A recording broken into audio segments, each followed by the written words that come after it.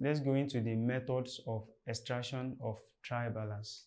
The trial balance can be extracted using either total method or balances method. For the total method, the total of both sides are extracted while only the balances are used in the balances method. Having said this, we will concentrate more on its procedure, which is the procedure for extraction of trial balance. Let's take number 1 procedure. If we want to balance it off, we are going to balance off the ledger account and bring down the balance.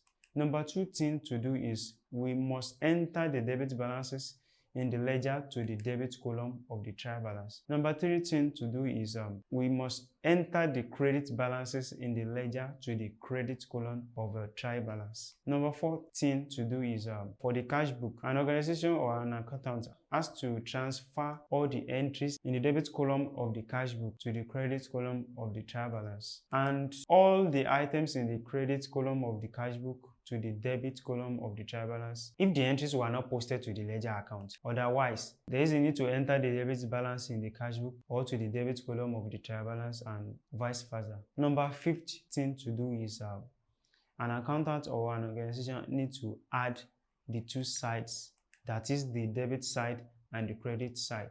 The total of the 2 sides must be equal to each other. Now, having listed all those points, to this end, it is very important to note that the principal aim of the trial balance is to test the arithmetical accuracy of the ledger entries. And once the double entry principle is properly observed and due care is taken in recording of those values, the 2 sides of the trial balance will always agree.